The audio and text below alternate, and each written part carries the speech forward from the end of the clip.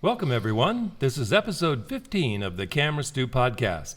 I'm Dr. Dan. I'm Paul. And I'm Tim. This episode's guest is photographer Josh Ryan. Josh is from Sacramento, California. He started his career in the management side of the bar and nightclub industry. After 7 years of very late nights, he felt that something was missing. He always was a creative person that was drawn to art and design. Without any formal training or school, he bought a camera and decided to experiment. Years later, he created an extensive portfolio and was a contract photographer with Playboy USA for 4 years. Josh now looks ahead to the fashion and commercial world. We are recording live during the seminars, so please bear with us. There's some background noise from the instructors and the students. Hey, if you go to our YouTube site, you can see some of the behind the scenes while we are talking away with our guests, so go there now. If you haven't attended one of the Shoot the Centerfold seminars, this is a must-see event. You will receive world-class instruction from the industry's leading photographers in fashion and glamour photography. Sponsors for this show are Lightwear, maker of the finest photography equipment cases on the planet. The choice of some of the world's top professional photographers. You can see a full range of their products on lightwearinc.com. And Foursquare, the innovative, lightweight, modular softboxes and light modifiers for use with speed lights and any full-size strobe head. The Foursquare block can be adapted to just about any speed light currently being made. And Dr. Dan's highlight discs. They give a big studio strobe a very unique and precise highlighting effect. All available exclusively at lightweardirect.com. Thanks for listening, and I hope you enjoy this episode of Camera Stew.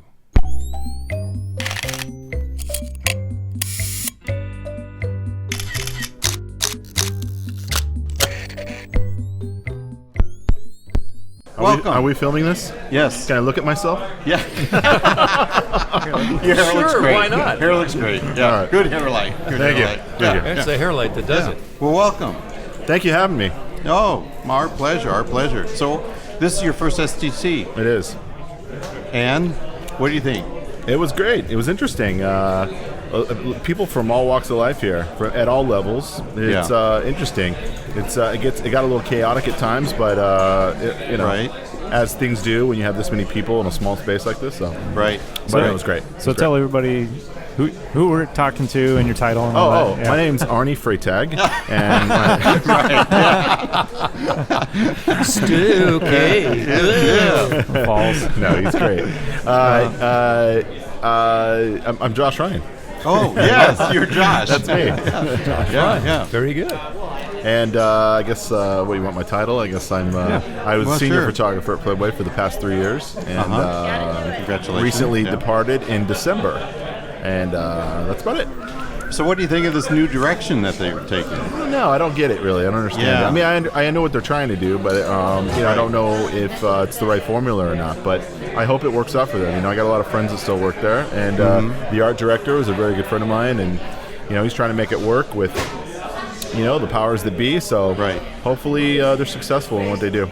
Yeah, I've had people ask me, and I go, well, time will tell. Give Time it will 6 tell, months. yeah. We'll see. Time will tell for sure. Yeah. Yeah. So I think you're probably pursuing more fashion?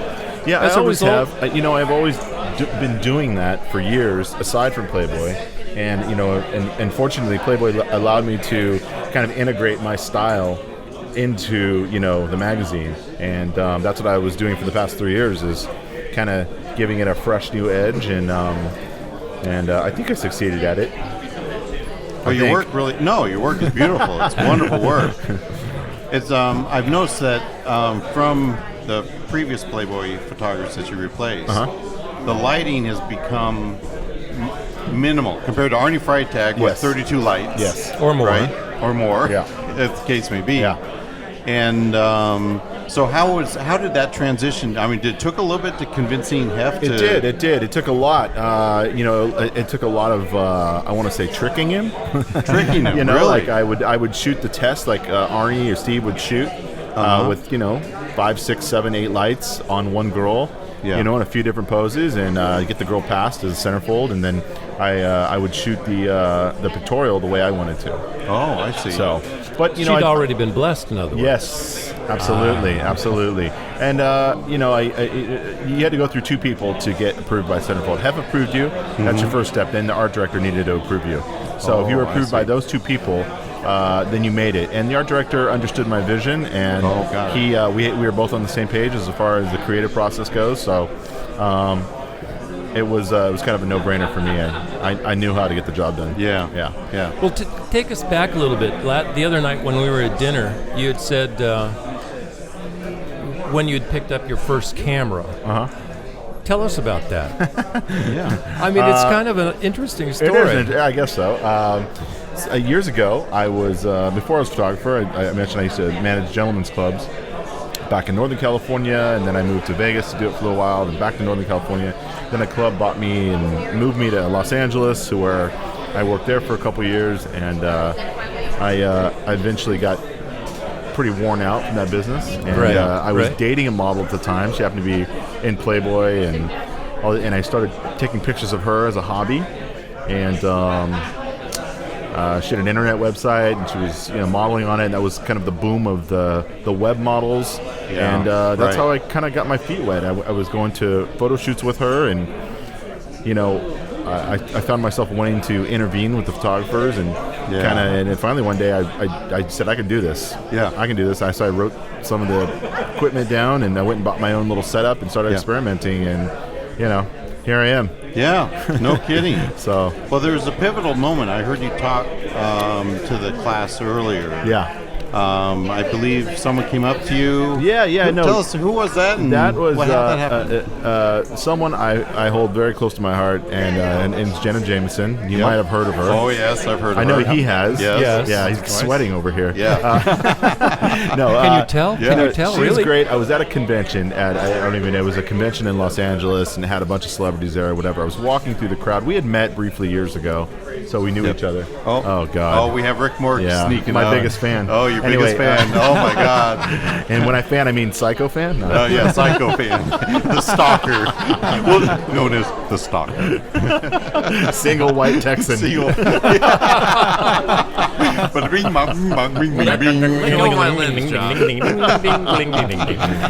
anyway, I was walking through. I don't know what I was doing at this convention here, and I walked by her, and I hadn't seen her in probably 8-9 years. It'd been a while, and this was back in, I want to say, 2006. Right, probably right before I started with Playboy, and she was doing an interview, and I literally walked by her. I made eye contact with her, and she literally stopped her interview and came over to me, and she goes, "It's me, Jenna. Do you remember me? Would you shoot me?" And I was like, "Yeah, if you want, I guess, sure. Okay." Yeah. And wow. I was kind of at a wild stage in my career. I was shooting all different kinds of stuff, which I won't mention, and I shot her a couple times, and at the time MySpace was really, really big back then.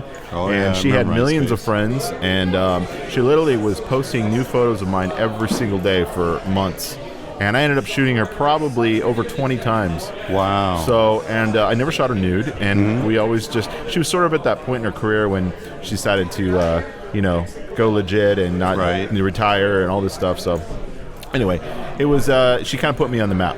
So I appreciated that, and I got a lot of work from that and a lot of recognition from those photos. So, it's good.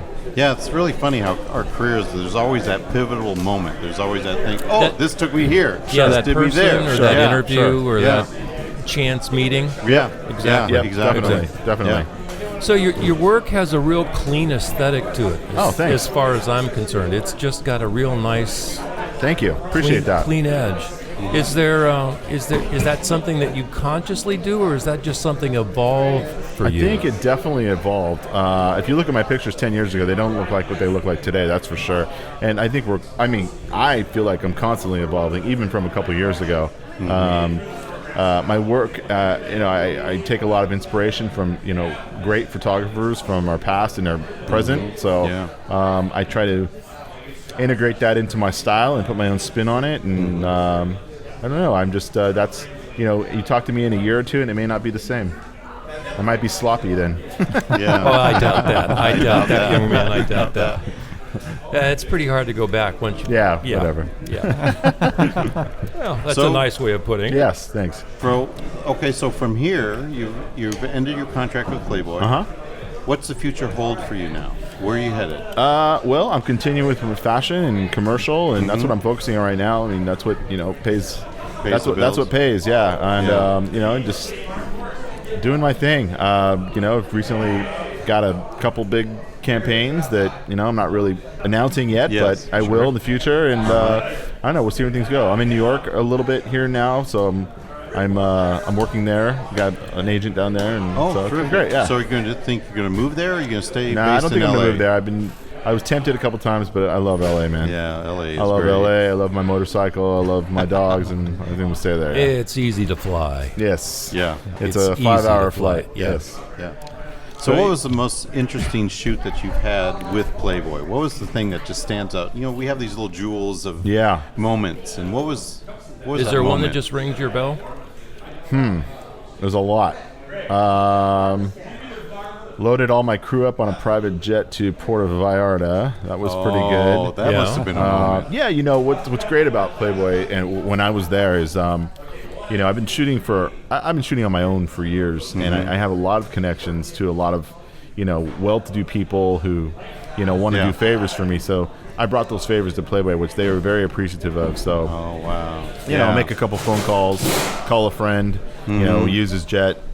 Yeah. Use a place, another friend in Puerto Vallarta. I got 10, 12 people in a crew in the jungle, and You really feel like stay you're within the balling budget. in. Yeah, you stay within the budget, and they love me, and I saved the day. So I did a lot of stuff like that.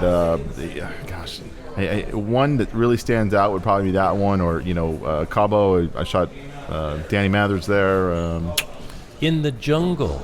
In the jungle, yes. Skeets, buggies, literally flies, little gooey eaters. In Puerto Vallarta, we were literally in the jungle. We had to literally cross through a jungle in these huge Mercedes Unimogs. Oh, you were in a Unimog. Yeah, and we had to literally go through the brush and to get to the black sand beach. Really? Yeah, it was great. It was great. It was an experience. Not many people have ridden in a Unimog. Yes. I I'm a have car guy, too. so I know what Unimogs are. So Yeah, okay. Yeah. That's a Mercedes, by the way. Plug. Yeah, I know, right? Yeah. Yeah. So how big was the crew on that one? Let's see.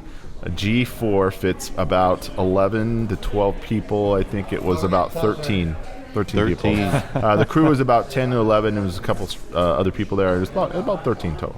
Yeah. How was the food in the jungle?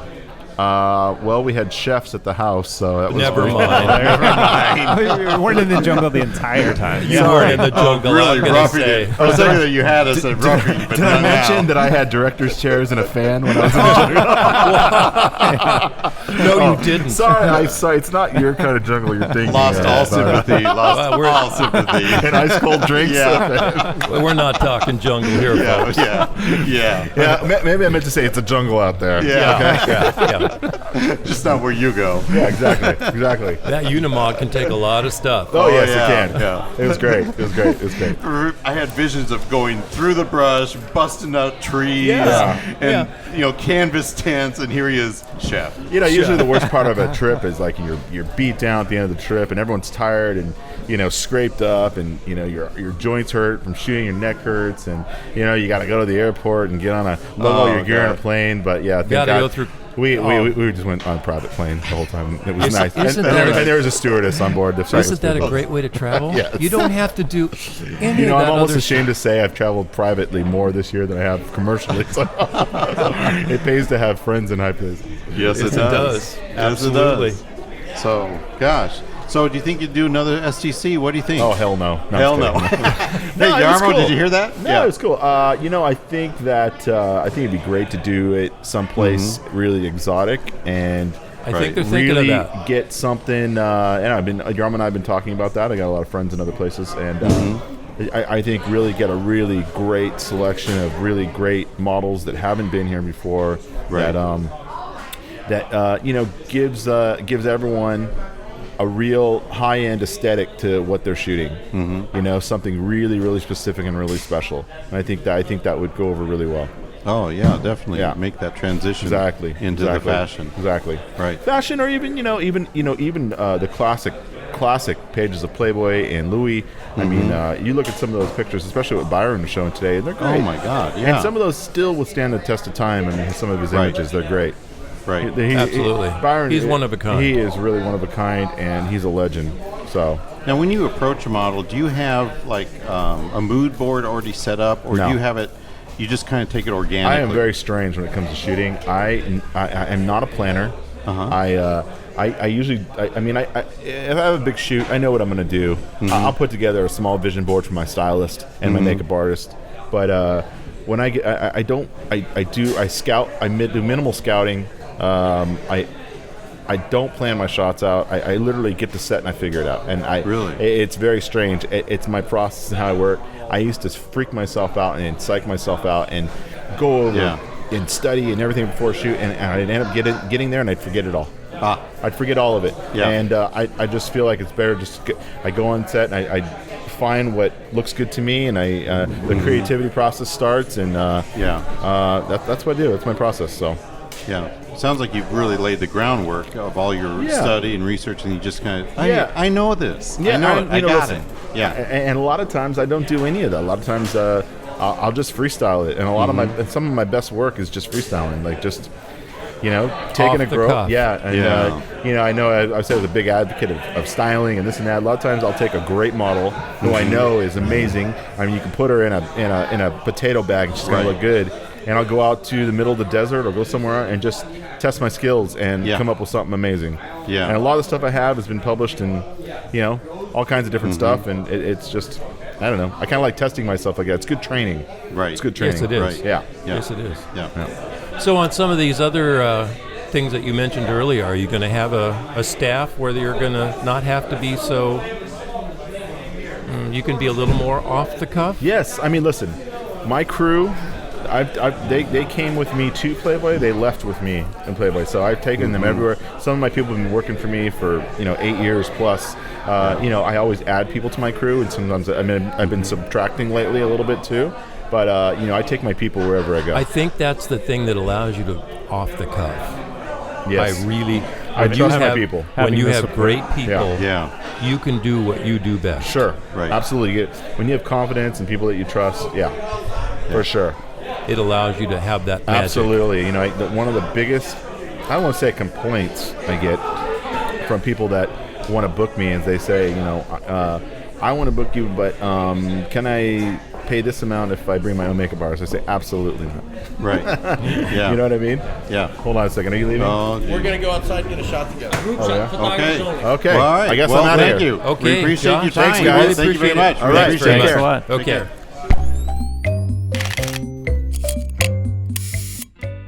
Thanks for listening to this episode of Camera Stew with guest Josh Ryan.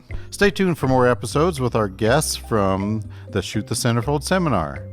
If you enjoyed this podcast, please subscribe on iTunes and on YouTube. Also, don't forget to share it with your friends. This episode and others are also available directly on camerastew.com. If you'd like to see some of our work, you can find links to each of our sites as well as the social networks we participate in, all listed on the bio page on camerastew.com. Rating and reviewing the show is, as always, a huge help. If you have suggestions for the show or have someone you would like us to talk with, please send an email to camerastew@gmail.com. From all of us at Camera Stew, thanks for listening.